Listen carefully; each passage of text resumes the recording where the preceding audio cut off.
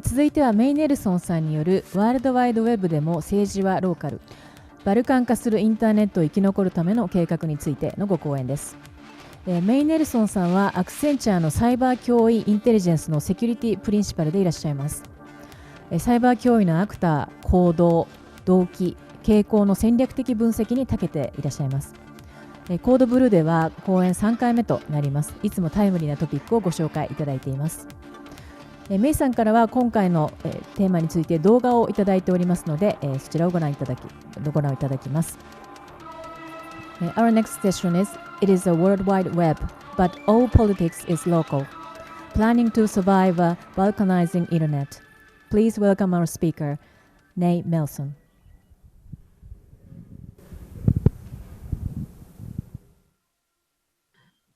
Hello, everyone. My name is May Nelson. I'm a security innovation principal with Accenture Cyber Threat Intelligence based in Washington, D.C. area in the United States. Thank you for taking the time to join me today. I'm very honored to have the opportunity to attend this year's Code Blue conference virtually. My topic today, let me share my screen with you.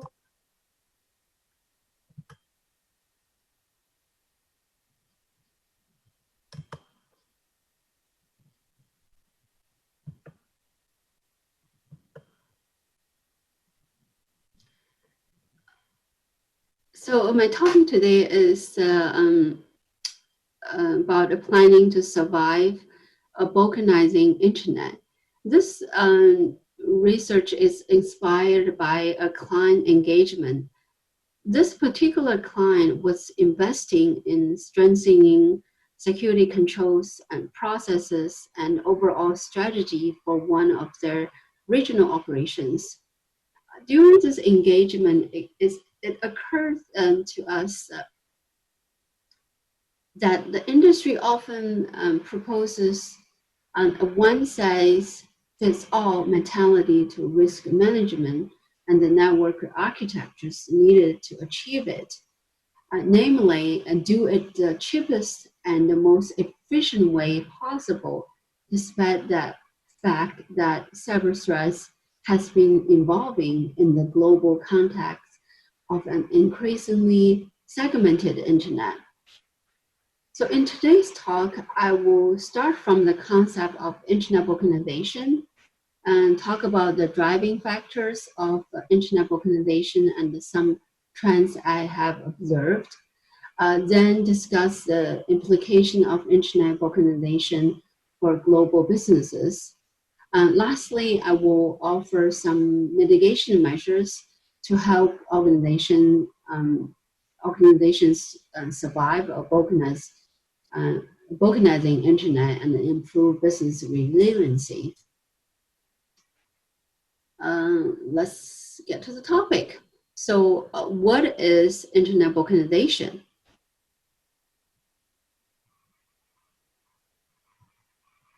As we know, the internet is a massive network of networks that connect computers globally and allow computers to communicate and exchange information. The World Wide Web, an information sharing model that is built on top of the internet, was intended to communicate, share, and distribute information without borders. But since its birth, countries have varied in their understanding and the policies on how the internet should work in their jurisdiction. This leads to the concept of internet balkanization. The idea that internet could not only unite but also fragment us has actually existed for decades. And the different people have brought out different aspects of this. As early as 1997, two scholars from MIT wrote in the study Electronic Communities, Global Village of Cyber Balkans.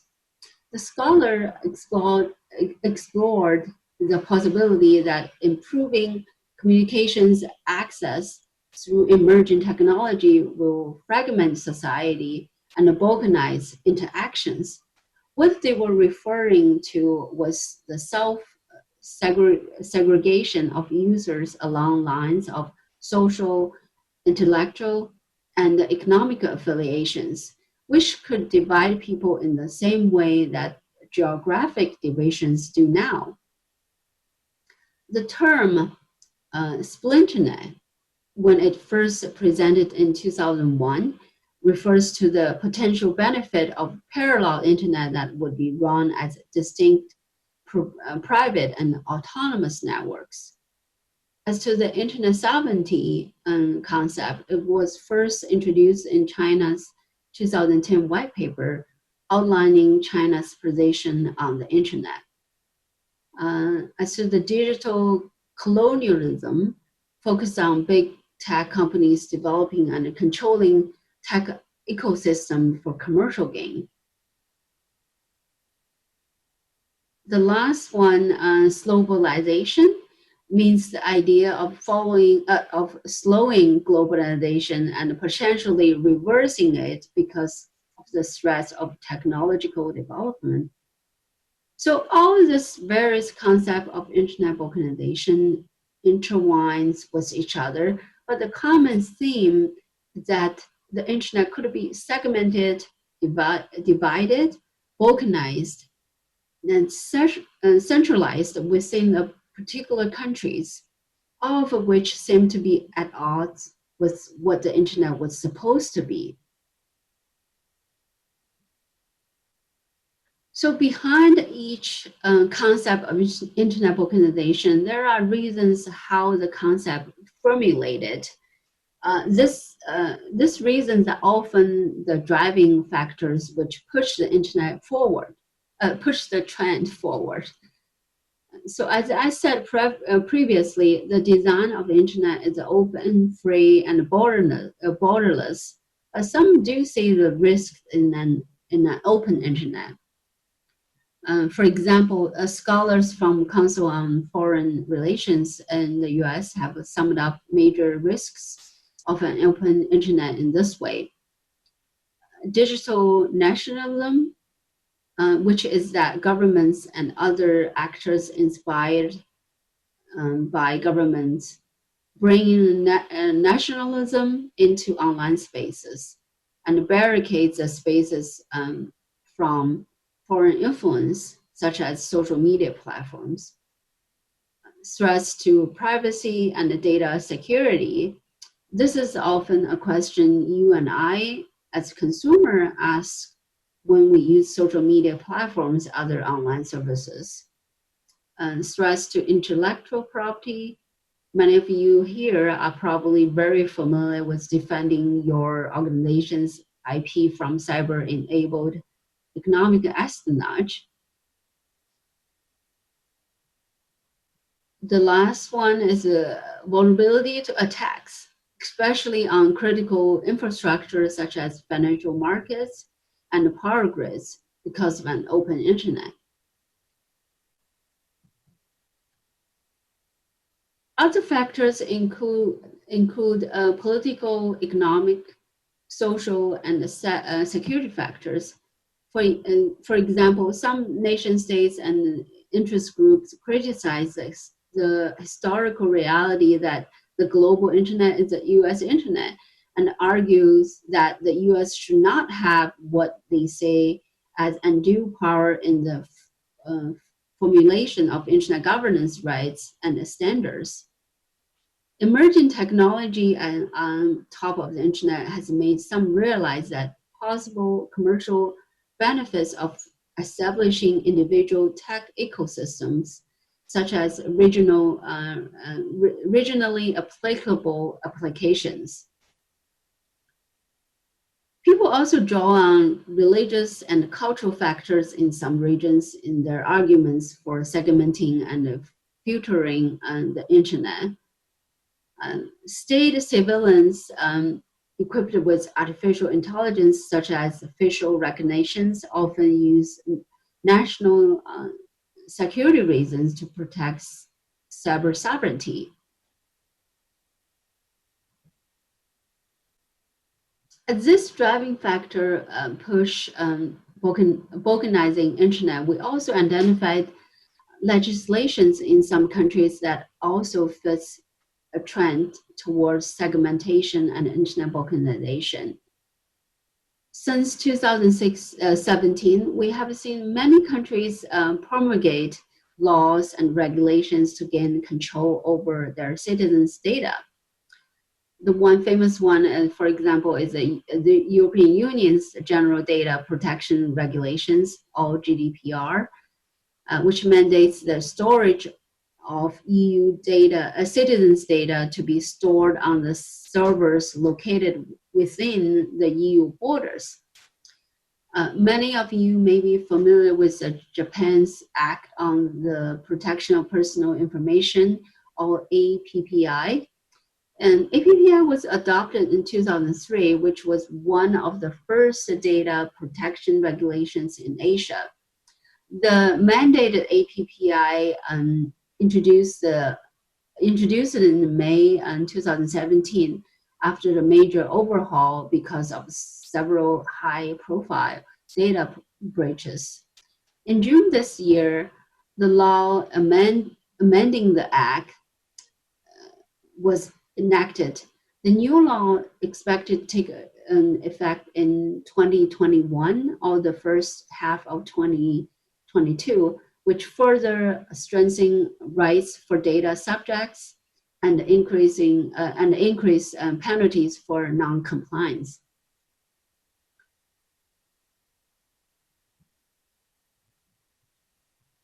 In the past few years, more and more governments are increasingly resorting to internet cutoff in times of crisis.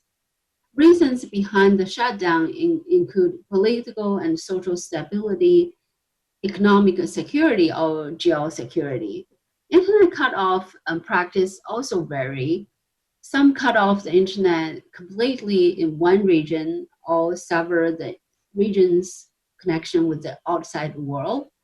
Some may slow down the internet traffic so users cannot use certain social media platforms or live streaming content.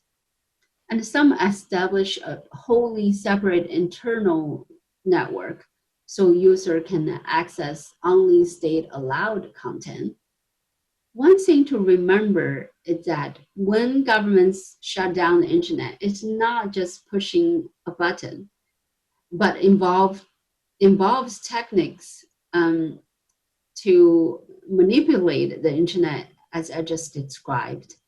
The main goal is to use the internet in one's governing region to silence or co-opt opposition political discourse or prevent activists from using the internet to organize protest. In a more market-driven country, the trend is towards balkanization due to geosecurity and economic security. For example, a ban on internet components from a particular country on the grounds that country may be putting malicious implants for espionage.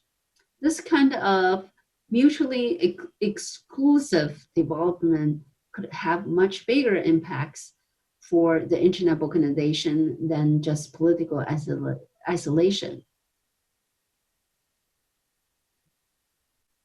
As I mentioned, some governments choose whether to cut off the internet entirely or to a region or whether to selectively filter it. Many countries have laws and the regulations which government could order internet service or provider to shut down services or take down website or filtering content. US sanction is another example. Sanctions such as restrictions on foreign companies' access to US technology will likely lead to the development of separate and non-interoperable technologies as technology decoupling continues. Lastly, governments can ban apps. In 2020, India banned a total of 224 Chinese apps. It is interesting to see that each time when the government announced a new app ban, many services offered Indian alternatives for those apps. What does balkanization for global? What does balkanization mean for global businesses? The first implication is a cost. Because the global pandemic this year, many businesses are struggling to survive. Cutting costs is definitely one way to ensure business continuity. However, to the extent that internet standards, laws, and technologies in each country diverge from each other, organizations have to be aware related costs, such as technical requirements for each environment and the compliances in each operating region would be costly to meet one by one.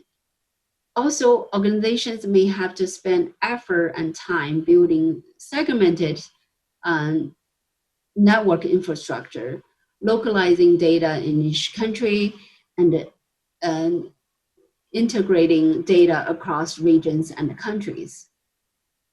Lastly, business operating globally will have to make an effort to keep seamless online connectivities. For example, if one of your regional offices is in a country where often experience that internet cutoff, you need to have a plan to ensure that internet connectivities.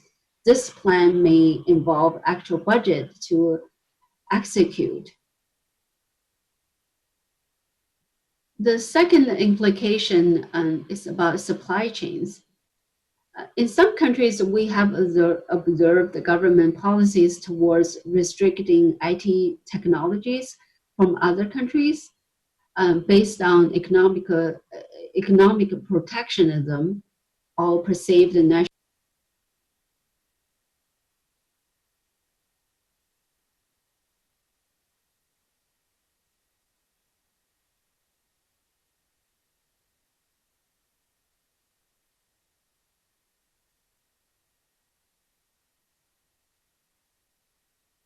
security threats. This tends to disrupt supply chains. Such policy first affected hard technologies such as semiconductors, then moved to digital platforms. With such governments, with some governments arguing, your platform cannot operate in my area unless yours operate in mine. So finally, such policy also affect data. As many say, data is the new oil. Data has economic and political values, and everybody from governments and businesses, even criminals and other threat actors have an incentive to obtain data and keep it for themselves. To the extent that this tendency continues, the balkanization would prevent global companies from integrating data across regions and limits the ability for business to involve services and offer global scale. Some would argue that if I cut my country's technology supply chain off completely from other countries, it would be hard for threat actors to attack. Supply chain risk management policy work from this idea. However, if we look at it from a defensive point of view, if a nation state is able to build an entirely autonomous supply chain, it would then attack other countries' supply chain without worrying about its own supply chain being affected. It is like creating a biological weapon, but making sure one's own soldiers are vaccinated against that pathogen. The third implication is about market access restrictions. This year, we are saying that government have published provisions on so-called unreliable entities or export control laws to restrict exports of controlled items to defend national security and interests, or establish an entity list with actual license requirements or review process for the export or transfer of certain technologies. Countries have long had restrictions on dual-use technologies, fearing the export of weaponizable products to hostile countries. But the new restrictions can sharply in what were deeply symbiotic trade in civilian products. These government strategies that deal with regional supply chain issues will likely lead to market more fragmented. Um, the fragmentation of market comes with a risk of market access restrictions because business may find that they have less room to maneuver as they examine their operations for setting up headquarters or expanding markets to certain countries.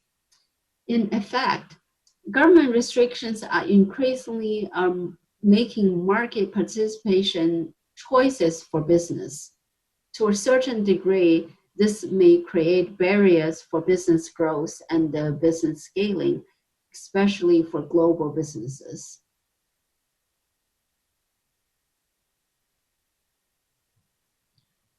The fourth implications is about data security and cyber attack.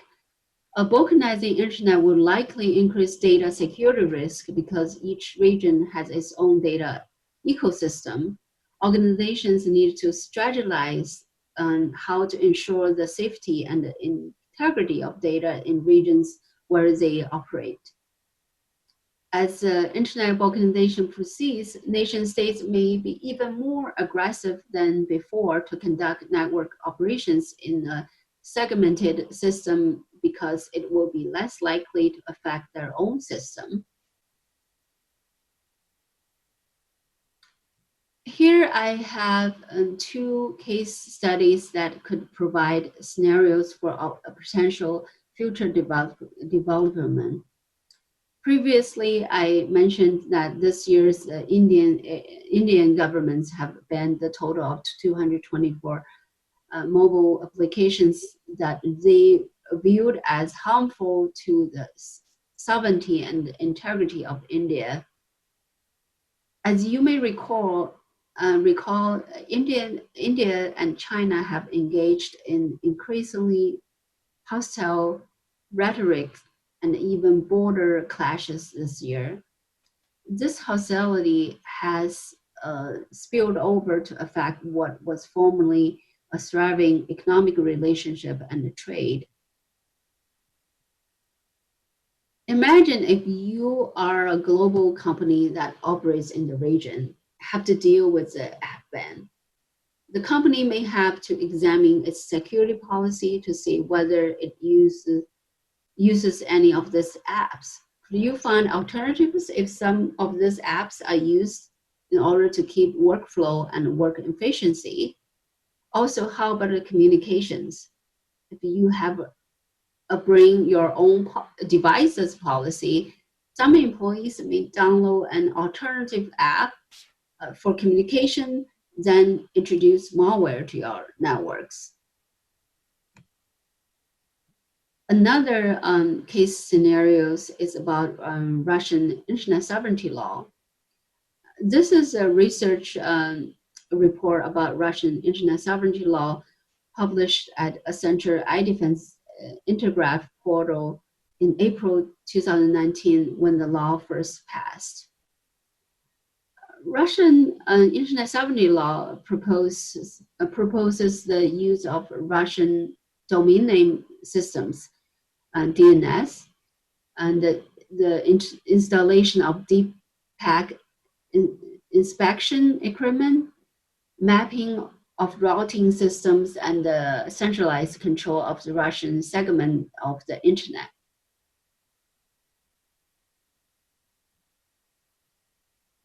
Russian internet sovereignty law proposed an alternative Russian DNS citing fears that outside countries could try to cut Russia off from the world internet.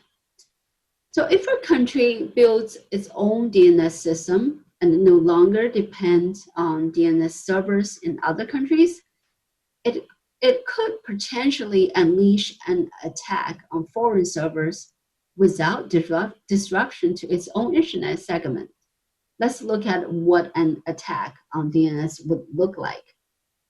Many of you may remember in October 2016, DDoS attack on DNS provider Dyn. iDefense reported the attack on the day when it happened. The Dyn DDoS attack was one of the biggest distributed denial service attack ever launched. Some of major US websites and web services have had connectivity issues. Users were in panic when it happened because they could not connect to the social media they try to get on every day. And Dyn lost roughly 8% of its customer base in the aftermath of the attack. So if a nation state have an alternative DNS, the question that we should ponder are, so what is the possibility of a potential backup to conduct an offensive attack, since the attack only affects adversaries' DNS? Is it increasing possibility of a large-scale cyber attack because of segmented internet? Is it increasing difficult of tracing disinformation operators because the DNS alternatives would set barriers to trace a troll farm back to its national origin?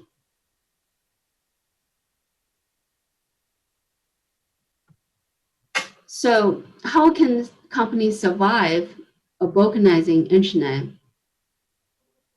Here, I will suggest a few ways you can prepare yourself for an increasingly fragmented legal and technological internet landscape.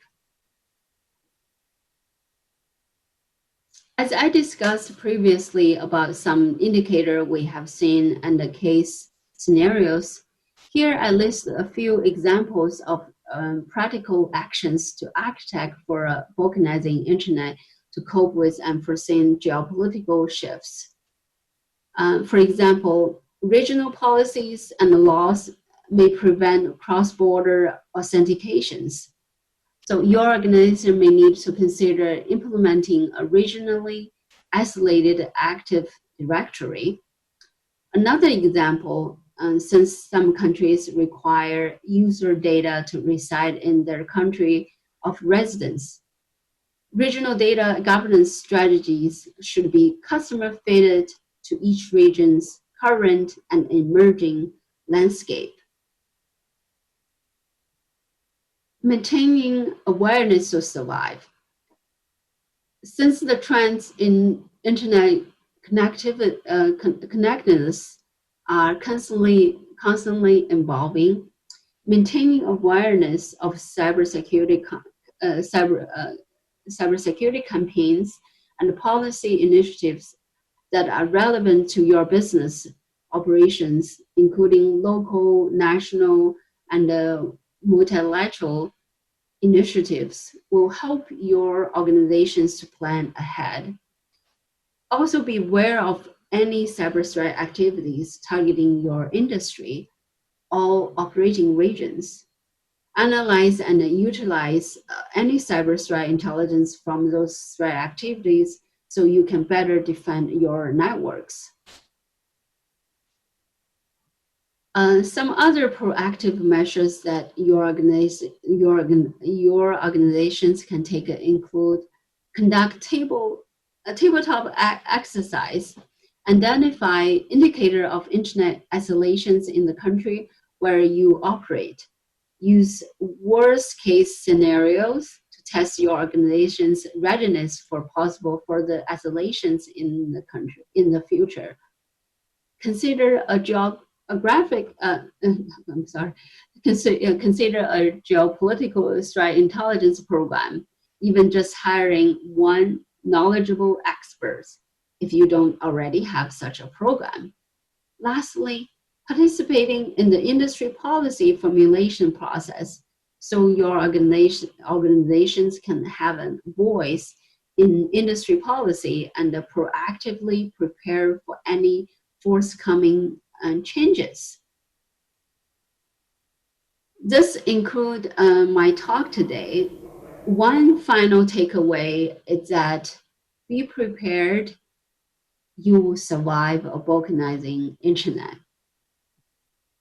Thank you so much for joining me today. I will be very happy to answer any questions if you have, and reach me on LinkedIn and Twitter.